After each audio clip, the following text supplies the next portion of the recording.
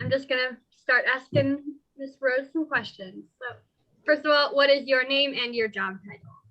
Well, thank you, Ida, and thank you everyone for being here today. My name is Angela Rose, and I am the founder and the executive director of the national nonprofit organization called PAVE, which stands for Promoting Awareness, Victim Empowerment.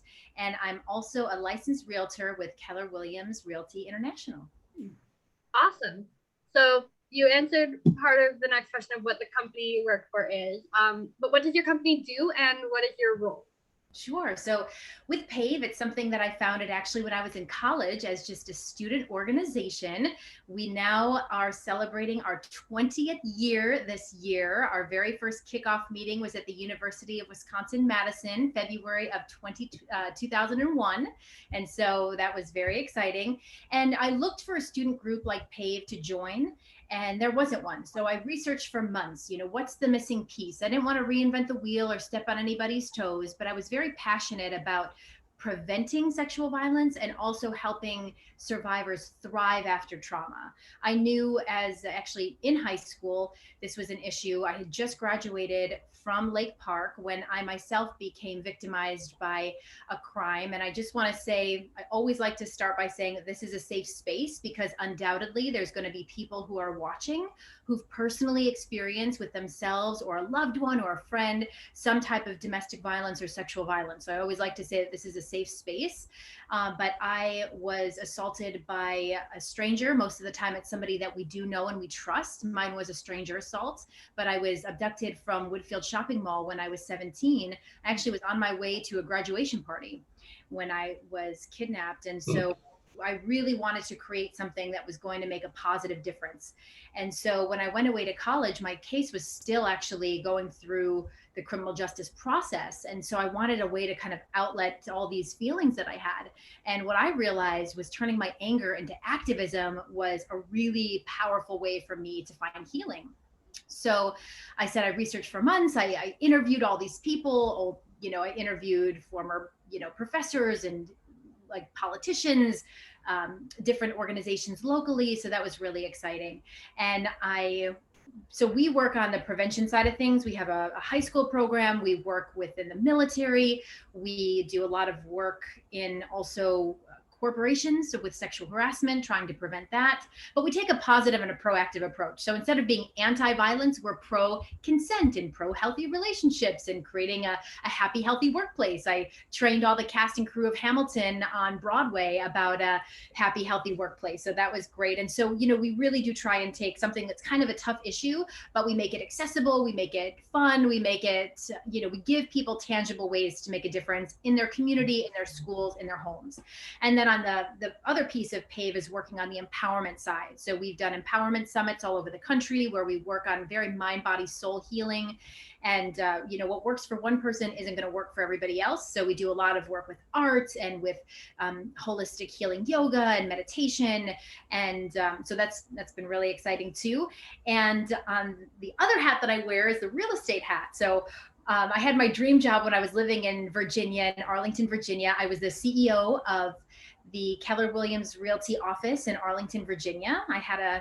We had over 200 agents that I was managing, training, and it was such an amazing job. But I realized that you really do have to, at some point in your career, sometimes you have to choose. When both of my paths were converging, I was actually at a big national conference for Keller Williams when I had received an invitation to attend a White House event. And I was in Austin, Texas, actually, which is where Keller Williams is headquartered. And I realized at that moment that I really had to choose. And so I still am focused on real estate, but in terms of leadership positions, I wasn't able to be, having that leadership position for both. But I did end up stepping down, becoming a real estate agent. So I didn't have that type of management responsibility because I felt my heart was calling me to try and take PAVE to the next level. That's awesome.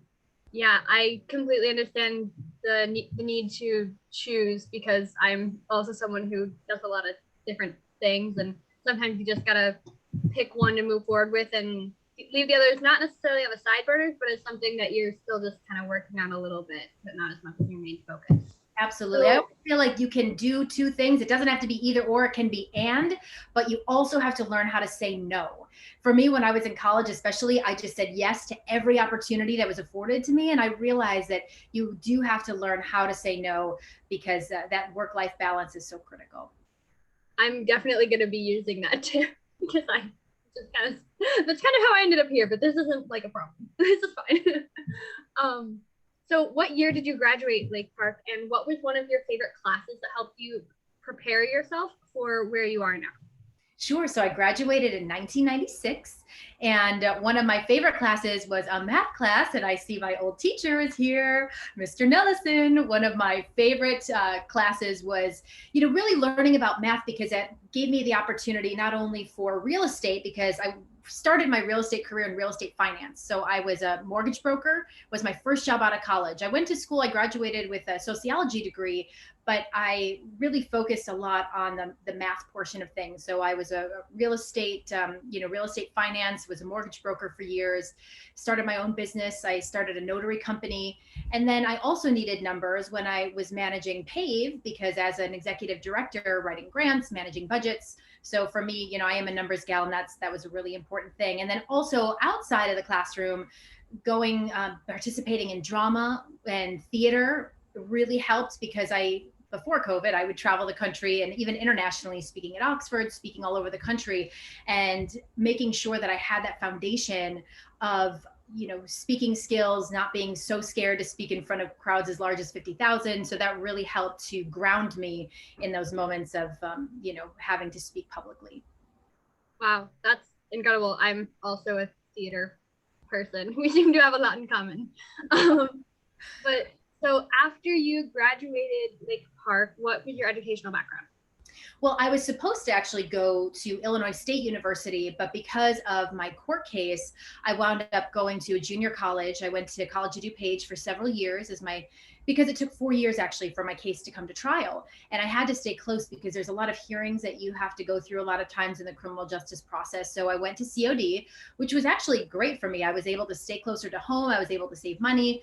And then I ended up going to Madison, Wisconsin. I really loved just the background that they had of activism. I loved being in a capital. So, I was able to even go in between classes and testify on pieces of legislation and bills when I was an undergraduate student. That was really exciting to me. So I graduated with a bachelor's in sociology. That's awesome.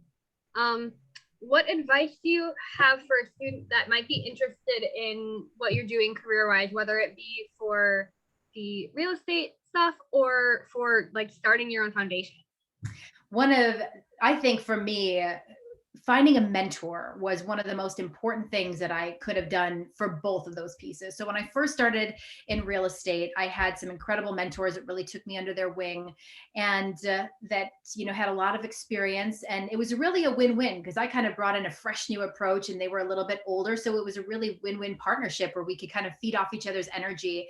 And then same thing for PAVE. I was able to find people that have done this before. I didn't want to reinvent the wheel or create something that's already been created. I wanted to be innovative. And I think with innovation, finding people that have done what you want to do.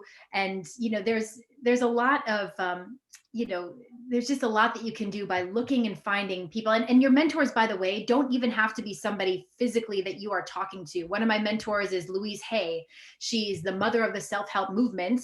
I only met her once, but her mentorship was through her podcast, through her book. So really looking, I wanted to find people that I wanted to emulate. And so finding authors and public speakers for me was a really important piece of my life journey. Is act as if. So find somebody that you want to. There's a great, really quick story, if you don't mind me sharing. So not about my own personal life, but about one of the most famous directors of all time. Steven Spielberg was very young when he started his career in Hollywood. Some of you may know the story, but he basically found an empty closet and put his name on the door. He was just an intern, but he just really believed it.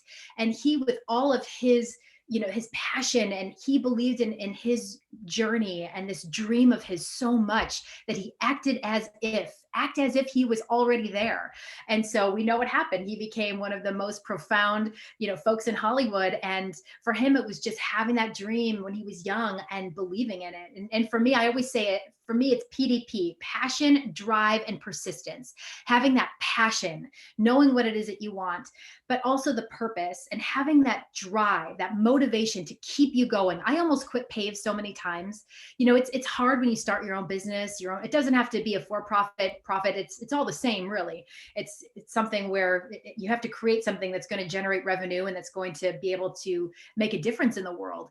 And so I fell on my face so many times that I almost quit, but something, just kept me going, because you have to have that drive and that motivation and that persistence, that when you fall, you pick yourself up. I was listening to a podcast with Jack Canfield the other day. He's the author of the Chicken Soup for the Soul books. And he said, life won't give you a dream unless it knows that you can fulfill it.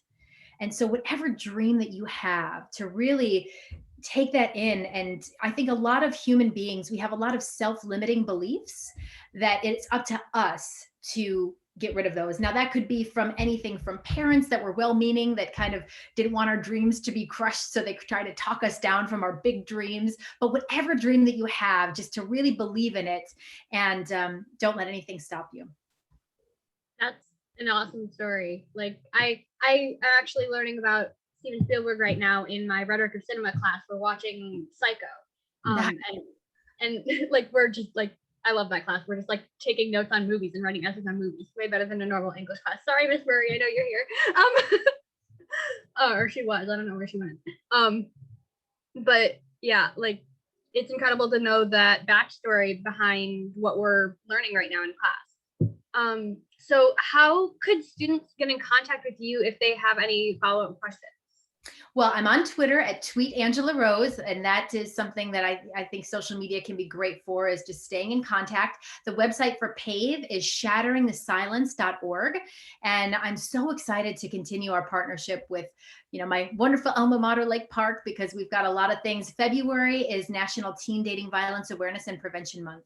So we're very passionate about shattering the silence. We know that 1 in 4 girls and 1 in 6 boys will have some type of sexual trauma in their life before the age of 18. That means everybody on this call knows somebody personally who's been impacted by this, but you might not know it because there's still a lot of silence and perceived shame. So one of the goals with PAVE is to let people know that no matter what you've been through in your life, it is not your fault. And for me, I didn't go to therapy for years after. I thought growing up that, therapy was a sign of weakness, but I realized that it's a sign of strength to decide that you want to get better and to embark on a healing journey. And everybody's journey is unique, but finding great mentors, a great therapist, using ways like art and music to heal was very important for me. I started playing guitar when I was in my 20s, and that really helped for me to fuel some of that energy into music. Wow, that's incredible. Is there anything else that you want to share? I know Well, you told your Steven Spielberg story. I think just, again, believing in the power of your dreams. We're in a society right now where I think also one thing I would like to mention is the power of turning off technology. Yes, technology can bring people together. It's wonderful. My husband works at Facebook. I mean, we know that there's a lot of wonderful things that can happen with technology, but we also sometimes miss on taking a walk outside in the snow. Just really slowing down. I've realized that sometimes you have to slow down in order to speed your life up. So as much as we're going 1,000 miles an hour, oftentimes our inner being, which is that inside part of us, our soul, our spirit, whatever you want to call it, when we quiet our mind, and people hear the word meditation and mindfulness, it might seem like this far off concept, but even just taking a walk in the woods, finding a quiet space to just connect to your breath sometimes can be so important. And there are a lot of stressors, a lot of seniors that might be watching this thinking about going away to college, and just taking time for yourself to do what makes your soul happy. For me, it's playing music. I'm a mom. I've got 2 little kids now, and sometimes it's hard to remind myself that it is important for us to fill our soul and to do what makes our souls happy. And so slowing down, being creative, even if we don't think of ourselves as artists, like just taking time. I have a 4-year-old daughter, and just getting out that canvas and paints and just, finding ways to express yourself creatively can be so wonderful in these moments of choice in your life, because your whole life is ahead of you. And don't be hung up on perfection. I think human beings, oftentimes we're very hard on ourselves. We're judgmental beings. So I think really recognizing our negative self-talk, which is our self-limiting beliefs, because if we really slow down and listen to what we say about ourselves, oftentimes it's very negative. And so letting these negative thoughts go without judgment. So really being mindful of these thoughts that we think. And when we realize that we have these limited belief thinking patterns, that we can release them without judgment of ourselves, but then consciously replace it with a positive affirmation, like everything is working out for my greatest good. That's one of my favorites. Whenever you feel stressed, you just say, everything is working out for my greatest good, because there are some things in life you can't control. We can't control what people think about us all the time. There's always going to be haters, and haters going to hate, but we just need to know who we are and, be authentic with ourselves. I'm going to jump in and just say this, because I'm looking at what a comment, as I'm all like, I wish I could take notes, but I forgot we're recording this. So for anyone that's on here who is in awe of the amazing advice we just heard, we are going to record this. It will be available for us to make sure other Lancers see it. I think, Angela, one thing that I admire most about you is how humble you are. I mean, if anyone has gone on your website, which I did put in the chat, along with your Twitter, like, you're nationally known and you're taking time to give back and pour into your community. Like, I watch Good Morning America and I'm like, there's Angela. Like, I'm looking on this, there's Angela. Like, you're a big deal. And I'm not saying that in the sense of bragging that, we have you here, but your story, your journey, your ability to share that part of you with others, it means more than you know. So I just wanted to say thank you for the opportunity that when anytime Lake Park reaches out, you go above and beyond. So we're forever grateful that you're sharing all of this with us right now.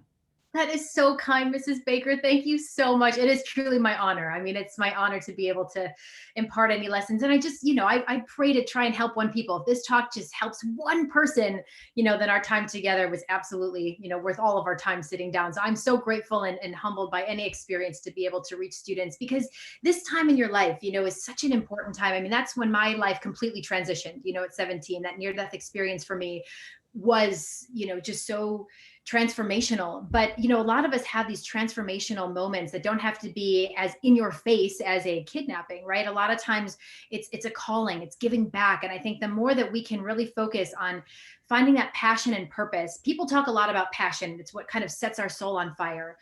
But really focusing on what purpose, why are we all here? And everybody has a unique talent to give to the world. And the more that we can focus on finding that unique gift that's unique to all of us, and giving it up to try and make our schools better, our communities better, the world a better place. And if there's a way that you can find to do that and create a job for yourself, that's one thing I want to let people know. Entrepreneurialism, that was always in my blood. My dad started his own business when we were growing up, and he never graduated college. He taught himself how to code. He was a software engineer, self-taught. He was amazing. He passed away a couple of years ago, but I know he continues to guide me. But his inspiration of that entrepreneurial spirit, that's not always in everybody's direct pathway. And if you don't have somebody in your life who's experienced that before, don't be afraid to take risks. I listened to something else the other day that really inspired me. It was basically, let me try and get this line right. It was, I didn't want to I didn't want to miss my chance to dance with destiny by fearing failure, in essence. And so I don't want any of us to fear failure. If every time we fail, we can learn, then it's not failure at all. It's a lesson. So, don't be afraid to take calculated risks. If there's something that you're interested in, pursue that. That your longing is your calling, and it's in your soul for a reason. So thank you. Yeah. And I can relate to the trying the entrepreneurialism. I crochet, and a lot of the staff that is here that I can see right now knows this, because I'm always like, look what I made. Like every week it's like, I made a new thing, look. But and literally just to being like, look what I made, I've had probably over 150 orders in the past 2 years, which like isn't like a crazy amount, but like I'm 18. It's like that's a lot for That me. is amazing. And Good a lot of the Lake Park staff have bought stuff. Like my dad and like his friends share my stuff on Facebook all the time, and so like I have people contacting me like, "Hey, you made this cool thing. I want one." Okay. That is awesome. Did you set up an Etsy shop yet? No, I would be way too overwhelmed. I have like literally 30 giant stuffed animal orders for animals like this big. And they're like a week and a half long projects each. I'm gonna die if I have more. See, I love that you know your limits. I love that. Great. And learning that is amazing. I'm so proud of you. That's so great. Well, and I have it all booked out. So I'm like, okay, yours is gonna be ready within the next month. Just know that it'll be a while. Like that's another thing that's super important for like business stuff. It's like be honest with your customers, because otherwise they're not gonna want to stay with you. Because I'm just very real. I'm like, I show them my list. I'm like, this is my list. It might take a little longer than I said. It might take less time. This is my list. Here's where you are. I will tell you every time I finish one. Cool. And I have had no one be like, nah, it's okay. Because it's like a 2 or 3 month wait. I think that is a great point. Communication and over promise, or like under promising and over delivering, right? And communication is so important. When I was doing a lot of real estate, you know, I'm kind of more home with the kids now, but when I was really busy with real estate, I would always communicate with my clients. They never had to call me, even if it's just a quick touch point. Like you said, Ida, that's so important to let people know, kind of setting that expectation. I think throughout any business career path is so important. And like you said, being authentic and being honest with yourself in terms of your own, you know, boundaries, and then also with your clients. That's great advice, Ida. You're wise beyond your years. I love it. Thank you. I don't see any questions in the chat, but I wanted to offer up a chance before we exit off. Is there anything anyone wanted to ask Angela before we go? Feel free to type it right in the chat, or I am very open. So I think we have a question. Great question. Are you working with kids and people during the pandemic? Absolutely. Right now, actually, is one of the most important times for PAVE's work to be in homes. We see a huge spike in child abuse, domestic violence. There's so many people that are experiencing more anxiety and depression than ever before. So we've been offering a lot of different pieces. We created an Alone But Not Alone campaign. We did a virtual walk. This is when the weather was a little bit better, but we're doing what we can to connect people virtually while we are apart. So we've been doing a series of healing Instagram lives with various different exercises. We did one with like a crystal bowls healing meditation. We've done trauma-informed yoga.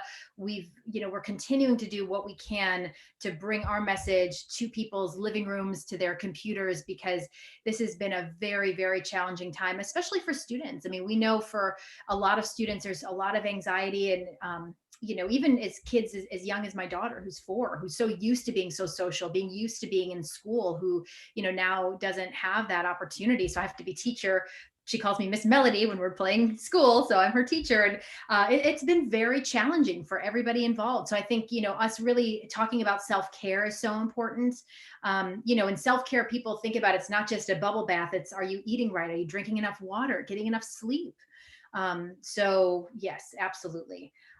Great question. And I actually, like with the self-care stuff, I found myself struggling with that during the pandemic, at least like closer to the beginning. And I like reached out to a couple of friends that I know, but like I reached out to them through Instagram because I don't have their numbers. And I'm like, hey, we're self-care buddies now, and we're gonna daily make sure that we're doing what we need to do. And that's something I'd highly recommend. I just kind of made it up as not as a joke, but like it's a silly thing kind of, and it's really helped me and them. So if anyone is struggling with self-care, I'd highly recommend finding a self-care buddy, or just saying, hey, you're my self-care buddy now. Cool. Because that's kind of what I did. So is that kind of holding each other accountable to make sure you're doing things to self-care? I love that. Like, did you brush your teeth today? Yes, good. Did you drink water? Did you have breakfast? We have a question in the chat. It's from Michelle. It says, are there any volunteer opportunities in your organization? Absolutely. Yes. All the time. We're always looking for people. We have a wonderful internship program as well. We've got 8 interns currently for the spring semester. Rachel, our outreach director, manages all of our interns. We are launching, this is not live yet, but we are launching a very powerful resource for survivors called the Survivor Outreach Center. We have over 450 local partners across the country. And we are so excited. We actually just did a lunch and learn with the National Council on Disabilities because we're looking at also these niche issues. So the short answer is yes, and we would love to hear from you. So I would love to hook you up with Rachel, who's our outreach director, and she manages all of that. Can you put me in contact, please? Yes, absolutely. Yay. So I put, and I'll put again, the website in the chat. It does have a contact us button that I'll ensure that everyone has before we leave off. It looks like Jesus had a question too. Oh, that was really good timing. That was good timing. So he wants to know what your favorite quote is and what your like best life lesson is. Great question, Jesus. So my favorite quote is on the back of my business cards, and it's from Margaret Mead, which is never doubt that a small group of thoughtful, committed citizens can change the world. Indeed, it is the only thing that ever has. And I think that's so important because, you know, it's amazing when you see some of these young people like you, Ida, and some of these young folks with these big ideas that are changing the world. And, you know, and even when we talk about changing the world, that's as, you know, maybe you just change your neighbor's world by shoveling their driveway or doing a kind gesture. I think, you know, I would love to see more, you know, practices of random acts of kindness in the world. I think between this contentious election that we had and, you know, climate change and all these things that are weighing so heavily on people's souls, if we can just remember to be kind to ourselves and each other, I think that's the biggest life lesson that I could, you know, that I've learned is just to be kind to ourselves and each other. Oftentimes it's an easy reminder to, you know, love thy neighbor and do things, but for us to remember to also be kind to ourselves. Definitely. I am beyond grateful. I learned something every time we talk, and I have a lot of positive energy to take with me to share out with people that weren't able to join us. So thank you all so much for being here. If I missed anyone, I'm going to pause for a moment because we do have 3 more minutes. I'm happy we have so many people here. There's never this many people. I'm so excited. Yeah, I said Angela's going to bring a crowd. So I'm so grateful that everyone is here. Thank you all so much for being here. I will stick around for a moment, but I just wanted to thank Angela publicly. I know we're going to have one of her amazing speakers next Wednesday come to Lake Park for a presentation on teen dating violence awareness month. So we're working behind the scenes on that, which will also be recorded if you're not able to join. So thank you all. Thank you, Angela. Thank you, Ida. You're an amazing student interview. And thank you to our foundation for Becky Wyatt being here as well to support. Thanks, everybody. Have a beautiful day. And yes, Mr. Nelson, you are one of my favorite math teachers too. True, not true. Oh, yes. Okay. Well, I knew you guys would make a good connection once I saw you there. So that's fantastic. Angela, always good to see you. Great to see you, sir. Yay. I'm so happy you're back here again. And I hope that you will continue, even though my time is limited.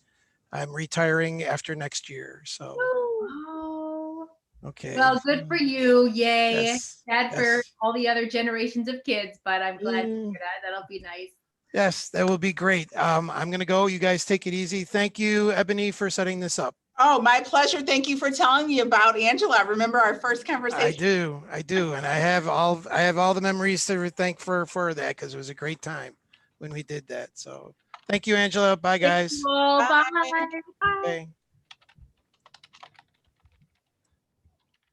Right, Angela, thank you so much. I know you probably have 1,000 things going. As I told Ida, I'm like, you're her role model. Like everything you were saying, she's shaking her head. So I love you. You're awesome. Oh, I love you, Ida. We have to stay in touch. You are so inspirational. I love that you're like starting your own business and I just love everything that you are about. So we'll definitely stay in touch. Okay.